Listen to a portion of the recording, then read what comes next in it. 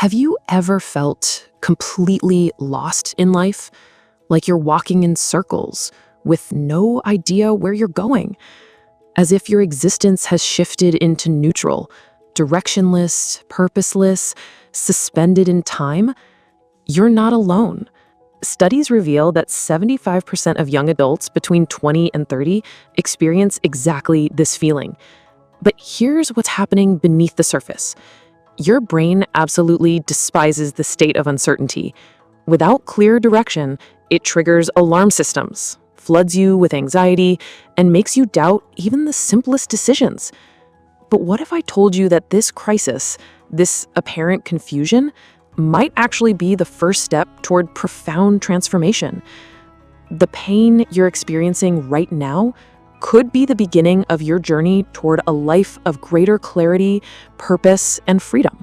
Whenever we feel uncomfortable with our life's direction, with our emotions, or even with silence, we instinctively seek the quickest escape.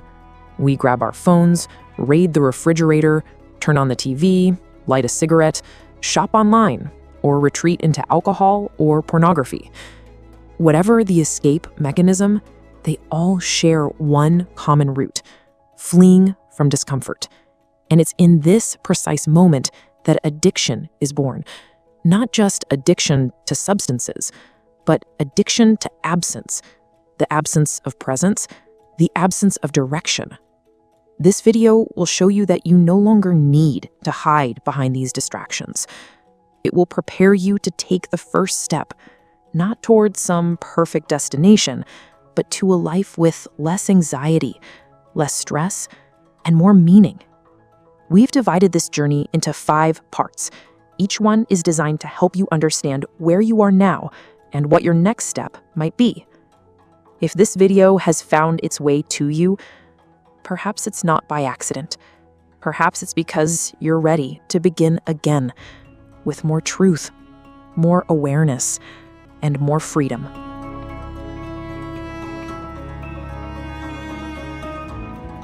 There was a time when everything seemed to make sense. Goals existed, schedules mattered, tasks had purpose. There was a map, or at least the feeling that one existed somewhere. Maybe it was high school, where the path was clear: graduate, go to college, get a job, build a life. Or perhaps it was college itself, where even if you didn't know what you wanted to do, you knew what you were supposed to be doing right now: studying, attending classes, preparing for exams. There was structure, deadlines, a sense of forward momentum. But now, it's as if everything has vanished. You look around and see no signs, no markers. The GPS of your life has lost signal. You don't know where you are or where you're going. And the worst part, you feel like you should know. Everyone else seems to have figured it out. Their social media feeds are full of promotions, engagements, new apartments, exotic vacations. Meanwhile, you're sitting in your room at 3 p.m. on a Tuesday, still in yesterday's clothes, wondering if this is what rock bottom feels like. Here's what's actually happening in your brain during these moments of confusion. Your mind is fundamentally a pattern prediction machine, constantly scanning for familiar frameworks and anticipated outcomes. It's like a sophisticated computer program that's been running background processes your entire life, looking for patterns in your environment, matching current situations to past experiences, and predicting what should happen next based on learned sequences. When uncertainty floods your system, it activates your limbic system, particularly your amygdala, your brain's ancient fear center. This primitive alarm system evolved over millions of years to keep our ancestors alive in dangerous environments. If you couldn't predict where the next meal was coming from, or whether that rustling in the bushes was wind or a predator, you might not survive. So your brain developed this incredible sensitivity to unpredictability, treating any unknown situation as a potential threat. This is why not knowing creates such intense physical anxiety. Your neural networks are literally screaming for patterns, for predictability, for something recognizable to grasp onto. Your heart rate increases, your breathing becomes shallow, your muscles tense. You might feel nauseous, dizzy, or get that familiar knot in your stomach. These aren't character flaws or signs of weakness. They're ancient survival mechanisms firing in a modern context where the threats are existential rather than physical. The confusion you're experiencing isn't just mental, it's deeply embodied. Your nervous system is stuck in a state of chronic activation, always scanning for threats that never materialize, always preparing for dangers that exist only in the realm of possibility. You're exhausted because your body's running a marathon while sitting still, constantly braced for impact from a collision that never comes. But what if you're not actually lost? What if instead you're simply between versions, caught in the liminal space between who you were and who you're still becoming? This intermediate space, however uncomfortable it feels, might be sacred territory. Because the desert always comes before the direction. The confusion always precedes the clarity. Think about every great transformation story you know. The butterfly doesn't emerge from the cocoon with a clear flight plan. The seed doesn't sprout with a detailed blueprint of the tree it will become. The hero in every myth must first become lost in the forest, must first confront the unknown, must first surrender the familiar before the quest can truly begin. Sometimes the most profound transformations begin not with a burst of insight, but with the honest acknowledgement that we don't know where we're going. And that's not failure. That's the raw material of wisdom. It's the fertile darkness where new possibilities take root.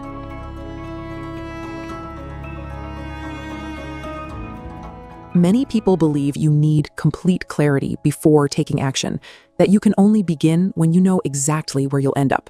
This belief is so pervasive in our culture that it's become almost religious. We worship at the altar of 5-year plans, strategic roadmaps, and detailed goal-setting frameworks. We're told to visualize our future selves, to set SMART goals, to create vision boards and action plans with measurable outcomes and specific timelines. But here's the paradox. The more obsessed we become with having the perfect plan, the more paralyzed we become by uncertainty. We wait for clarity that never comes. We postpone action until we have more information, more certainty, more confidence. We tell ourselves we'll start when we know exactly where we're going. But that day never arrives, because life is fundamentally unpredictable. The truth is that clarity doesn't come from waiting. It emerges from movement. You don't need to see the entire path, just the next step. And as you walk, even stumbling, the ground begins to form beneath your feet. Each step you take provides new information, new perspectives, new possibilities that weren't visible from where you started. Consider this. Modern culture has taught us to think of life as an engineering project, something to be planned, optimized, and executed according to precise specifications. We create detailed timelines, set measurable goals, and expect linear progress toward predetermined outcomes. We treat our lives like construction projects, where you need complete blueprints before you can break ground, where every detail must be planned in advance, where deviation from the plan is seen as failure. But what if life is actually more like a garden? In a garden, you don't engineer growth, you cultivate it. You plant seeds without knowing exactly which ones will flourish. Some seeds you plant because you love the idea of what they might become. Others you plant because they were gifts from friends, or because you found them in last year's compost, or simply because you had extra space and wondered what would happen. You tend the soil, provide water and sunlight, and trust in processes that unfold according to their own mysterious timing. Some plants grow quickly, shooting up seemingly overnight. Others take months or even years to establish their root systems before showing any visible growth. Some thrive in unexpected places, in the corners you thought were too shady, in the soil you thought was too poor. Others, despite your best efforts and ideal conditions, simply don't take root. The garden teaches you that growth is organic, unpredictable, and often more beautiful than anything you could have planned. It teaches you to work with natural rhythms rather than against them.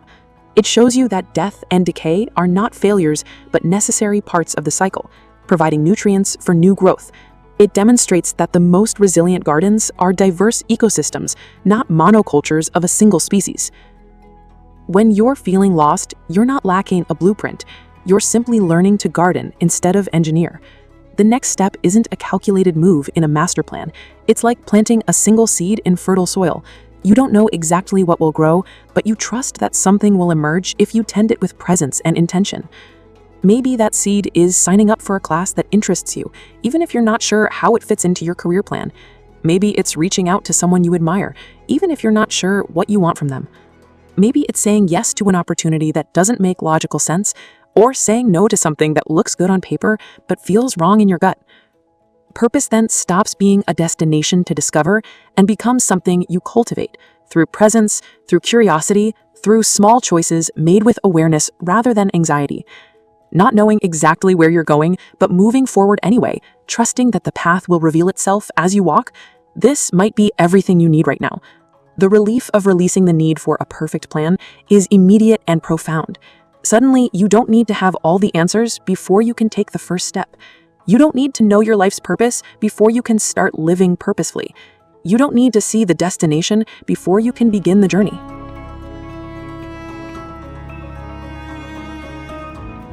At some point in this journey, you'll encounter the void. It's not dramatic or traumatic. It's more subtle and perhaps more unsettling because of its very ordinariness. A silent passage where it seems like nothing is happening. No intense pain that demands attention. No genuine enthusiasm that pulls you forward. Just a space between two worlds, like standing in an empty room after all the furniture has been moved out, but before the new pieces arrive. This is the in-between time, the intermission in the play of your life. You've likely already left behind a version of yourself that no longer made sense. Perhaps the ambitious student who had clear goals, or the employee who found identity in their job title, or the person who defined themselves through relationships that have since ended. You've shed that skin, but the new one hasn't fully formed yet. Perhaps you've already stepped away from a life that was suffocating you, even if it looked successful from the outside. Maybe you quit the job that paid well but felt meaningless, or ended the relationship that looked perfect but felt empty, or moved away from the city that was supposed to be your dream but became your nightmare. And now you're in this strange twilight zone where you're no longer who you were, but you're not yet who you're becoming. This time of suspension can be deeply uncomfortable because our culture doesn't have good language or frameworks for this kind of transition. We don't have rituals for the in-between spaces, no ceremonies for the time of not knowing. We're much better at celebrating beginnings and endings than we are at honoring the messy middle where most of transformation actually happens. But this moment isn't failure, it's gestation. Think about what happens in the darkness of the womb, or underground before a seed sprouts, or inside the chrysalis during metamorphosis. From the outside, it looks like nothing is happening, but inside, the most profound changes are taking place. Cells are reorganizing, new structures are forming, entire systems are being rebuilt from the ground up. You discover, slowly, that you don't need ready-made answers, just presence. Even exhaustion is part of evolution. Even emptiness has its own intelligence. The void isn't empty space waiting to be filled. It's fertile darkness where transformation takes root. This is where you learn one of the most important lessons of your life. You can survive not knowing. You can wake up tomorrow without a clear plan and still be okay. You can sit with uncertainty without immediately reaching for distraction. You can be present with the discomfort of not having answers without it destroying you. In fact, you might discover that the void has its own strange gifts. Without the constant noise of pursuing goals and maintaining identities, you start to notice things you've been too busy to see. The quality of light at different times of day, the way your body feels when you're truly relaxed, the sound of your own thoughts when they're not being drowned out by external demands.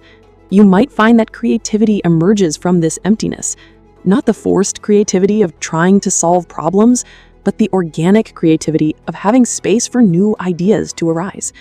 You might discover interests you didn't know you had, or rediscover passions you abandoned long ago. You might realize that some of the things you thought were essential to your identity were actually just habits, and some of the things you thought were impossible are actually just unfamiliar. Remember the words of Joseph Campbell. The cave you fear to enter holds the treasure you seek. This void you're experiencing, this uncomfortable emptiness that makes you want to crawl out of your own skin, is that very cave. It's the space you want to escape, the silence you want to fill with noise, the uncertainty you want to resolve with premature decisions. But what if the treasure isn't found by running from this discomfort, but by staying present with it?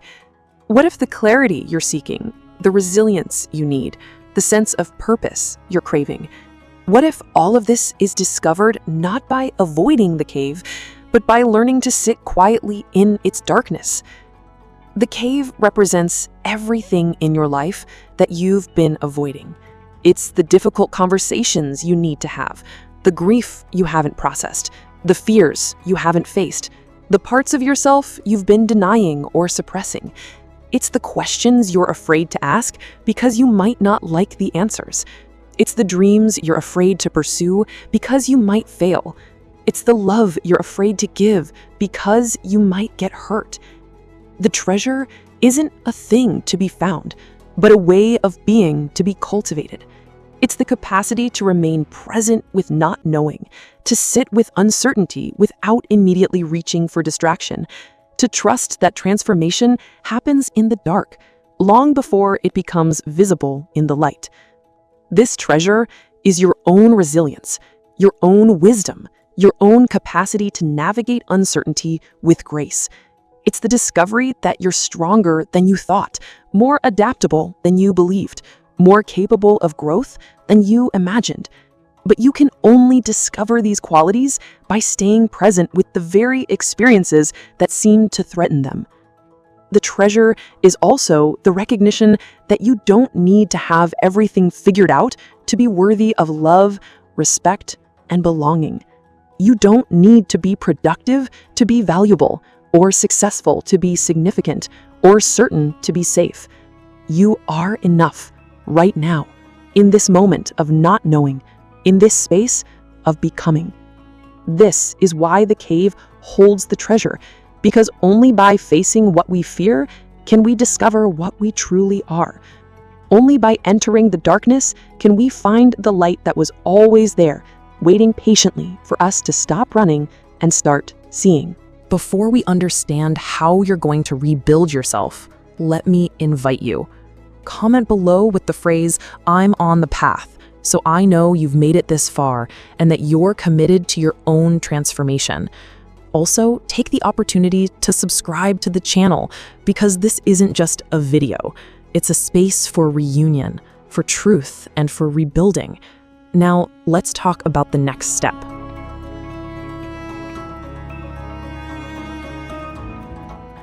And then, without fanfare, something shifts. It's not the dramatic breakthrough you might have expected. No blinding flash of insight, no moment of sudden clarity where everything falls into place. Instead, it's more like a gentle awakening, like the first barely perceptible lightening of the sky before dawn. A breath that feels different, a spark of curiosity, an idea that stirs something in your chest, a text message from an old friend that makes you smile for the first time in weeks. But here's what's remarkable about this spark. It's rarely the grand epiphany we expect. More often, it's something small and subtle that the previous, busier version of yourself would have completely ignored or dismissed as insignificant. A single line in a book you're reading while waiting for your coffee to brew, a fragment of conversation overheard on the street that makes you pause and think, a moment of unexpected beauty that catches you off guard, sunlight filtering through leaves in a way that suddenly seems profound, a stranger's genuine smile that reminds you of your own capacity for joy, the way silence feels after rain, thick and clean and full of possibility. The spark might be as simple as waking up and, for the first time in months, actually wanting to get out of bed. Not because you have to, not because there's something urgent demanding your attention, but because you feel a whisper of curiosity about what the day might bring. It might be finding yourself humming while you make breakfast, or taking a different route to work just to see something new, or calling a friend you haven't spoken to in years because you suddenly miss their laugh. This spark isn't the new path itself. It's simply the light for the very next step. It doesn't illuminate the entire journey ahead, but it makes visible the ground directly in front of you. And that's enough. That's more than enough. That's everything. The reconstruction begins, but this isn't about returning to who you were.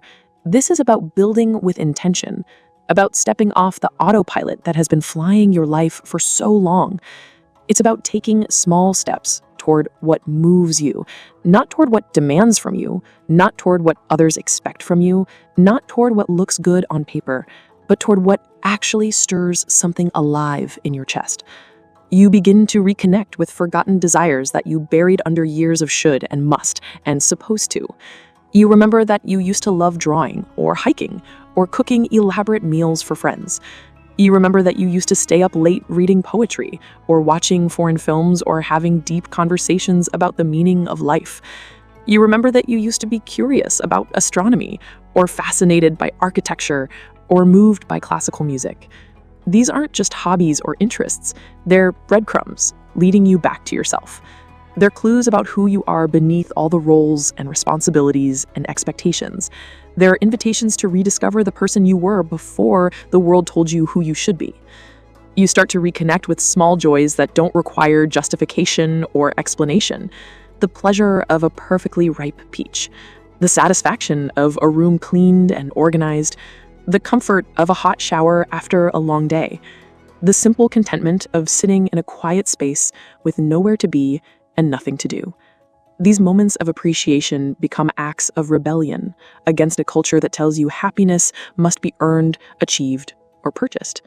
You begin to notice the versions of yourself that had been sleeping, waiting patiently for permission to emerge.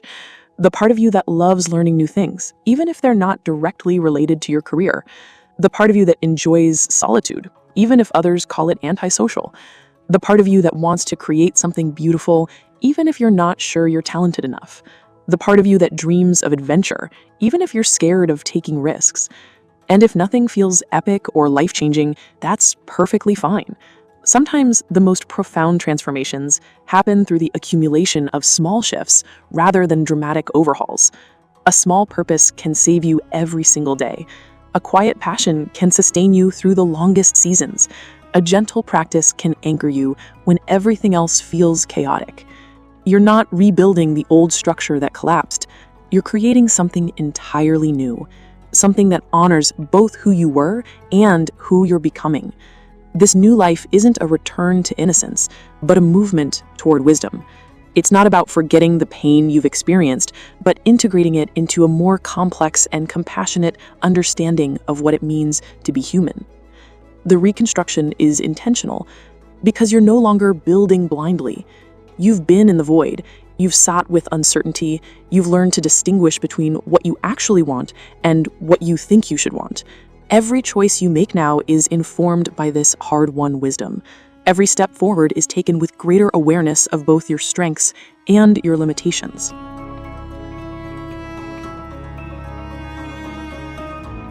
As you emerge from this process of deconstruction and reconstruction, you begin to see your journey with new eyes. What seemed like an ending was just transition. What felt like failure was just a pause, a necessary rest stop on a longer journey. What appeared to be emptiness was actually fertile ground where new growth was taking root beneath the surface. And now, with this broader perspective, you understand.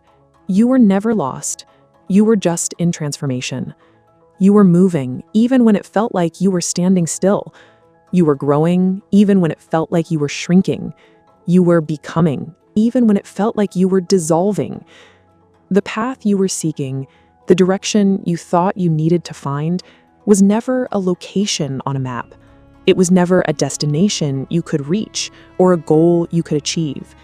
The path is a way of walking, a way of being present with each step, a way of staying curious about what's around the next corner without needing to know the entire route in advance. This new way of walking includes less hurry and more presence. Instead of rushing towards some imagined future where you'll finally have it all figured out, you learn to appreciate the texture of each moment. You notice the weight of your feet on the ground, the rhythm of your breathing, the quality of light wherever you are. You stop constantly checking your phone for distractions and start paying attention to the world around you. It includes less self-judgment and more compassion. Instead of constantly criticizing yourself for not being further along, for not having more clarity, for not being more successful or productive or put together, you learn to treat yourself with the same kindness you would offer a good friend. You recognize that everyone is figuring it out as they go, that everyone has moments of doubt and confusion, that everyone is doing their best with the information and resources they have. It includes less comparison and more authenticity. Instead of measuring your life against others' highlight reels, you learn to appreciate your own unique journey. You understand that your path doesn't need to look like anyone else's, that your timeline doesn't need to match anyone else's, that your definition of success doesn't need to align with anyone else's expectations. You're returning to yourself, but it's not a return to some previous version. It's a return to your essence, to the core of who you are beneath all the layers of conditioning and expectation. It's a return to your natural curiosity, your innate wisdom, your authentic desires. It's a return to your capacity for joy, wonder, and connection. This return doesn't mean you'll never feel lost again. Life is too complex and unpredictable for that. But now you know that being lost is sometimes just another word for being found in a new way. You know that confusion can be the birthplace of clarity, that emptiness can be the soil for growth, that not knowing can be the beginning of wisdom. You've learned that transformation isn't a destination, but a continuous process. You've discovered that growth often happens in cycles, not straight lines. You've realized that the journey of becoming yourself is lifelong, with many seasons of expansion and contraction, many periods of knowing and not knowing, many moments of clarity and confusion. You're not the same person who started this journey. You're not meant to be. You're something new, forged in uncertainty, shaped by questions, strengthened by the willingness to keep walking even when you couldn't see the destination. You're more resilient than you were before, more compassionate, more alive to the possibility that life can surprise you in beautiful ways. The path continues to unfold beneath your feet, but now you walk it with greater trust. Trust in your ability to navigate uncertainty, trust in your capacity to find your way, even when the way isn't clear. Trust in the process of becoming, even when it's uncomfortable. Trust in your own wisdom, even when it contradicts what everyone else thinks you should do.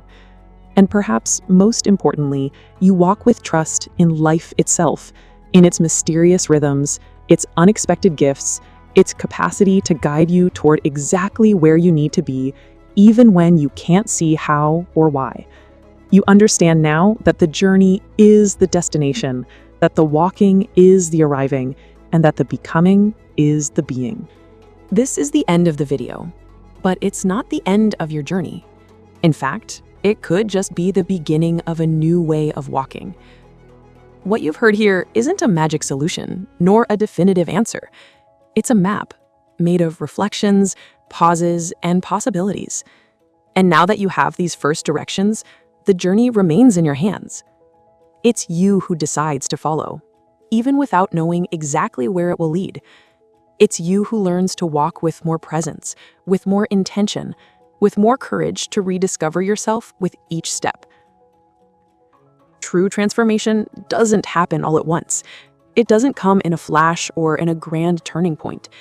It happens silently, in small choices, on the days when you decide not to give up on yourself, even when everything still seems cloudy, even when you feel like you're returning to where you started. Because deep down, it's not about never losing yourself, but about learning more and more to return to yourself. And the mere fact that you're here, listening to the end, already shows that the journey has begun. And it's yours, only yours, and no one can take it away from you. You're not alone. And this, believe me, is just the beginning.